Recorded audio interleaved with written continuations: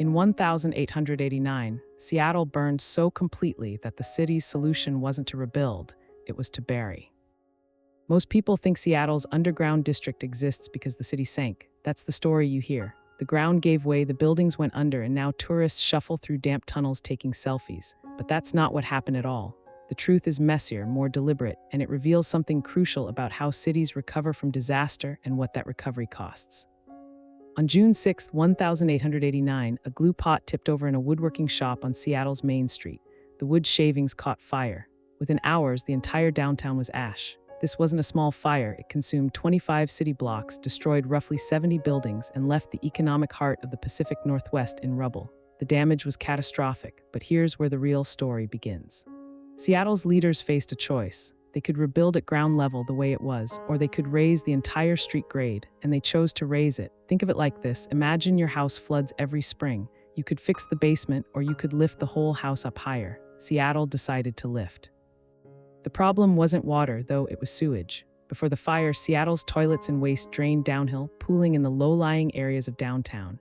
Raising the street grade would fix that. Sewage would flow downhill naturally instead of backing up into businesses and homes. It was a practical solution to a health crisis.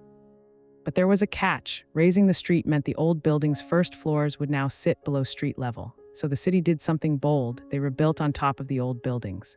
The new streets rose 12 feet in some places, 14 in others. The old structures became the basement of the new city. This cost money, a lot of it. Shop owners had to rebuild. Property owners had to fill in their basements or watch them become cellars. Some businesses couldn't afford it and went under. Others relocated. The economic burden fell hardest on people with the least cushion, the ones living paycheck to paycheck the way most of us do. Here's where the real explanation emerges. Seattle's underground isn't a sinkhole or a geological accident. It's the physical evidence of a city choosing to solve a public health problem and passing the bill to its residents. The buried streets are a layer of economic history, literally stacked on top of each other. But there's more. Some building owners couldn't afford to rebuild at the new grade, so they boarded up their storefronts and abandoned them. The city's commercial life shifted upward, away from the old streets. Over time, those underground spaces became storage, speakeasies during Prohibition, and eventually forgotten. They weren't planned as a tourist attraction. They were the cost of progress. Fast forward to the 1960s. Seattle's economy was booming. Tourism was growing. Someone realized those abandoned tunnels could be monetized. They cleaned them up, added lights, and opened them to tours. What was once a burden became a commodity. The underground became profitable. The lesson here isn't just about Seattle. It's about how cities recover from disaster and who pays. When disaster strikes, governments make choices about infrastructure. Those choices create winners and losers. Some people rebuild and thrive. Others can't afford it and fade out. The physical city becomes a map of who could pay and who couldn't.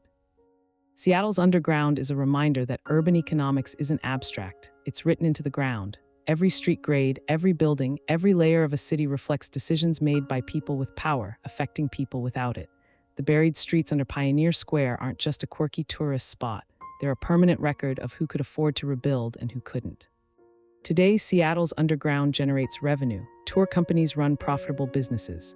Property values above ground skyrocketed. But the people who lost their businesses in 1889 never saw that payoff. Their loss became someone else's asset. That's how cities work. Disaster creates opportunity, but not for everyone equally. The underground also teaches us about resilience with a cost. Seattle recovered fast. Within a decade, the city was rebuilt and thriving. That's remarkable. But resilience isn't free. Someone paid for it. Someone always does. And often, it's the people who can least afford it. When you walk through Seattle's underground today, you're not just seeing old buildings. You're walking through economic history. You're seeing the layers of a decision made in crisis, the consequences that rippled forward, and the way a city's physical form encodes its choices about who matters and who gets left behind. This video is for educational and informational purposes only and is not financial advice. Always do your own research. If you want to understand the hidden economics behind the places you live, how disasters reshape cities, how infrastructure choices create winners and losers, and how the past is literally built into the ground beneath your feet, subscribe. We dig into these stories every week. Subscribe, we uncover the economic forces shaping your city every week. This video is for educational and informational purposes only and is not financial advice. Always do your own research.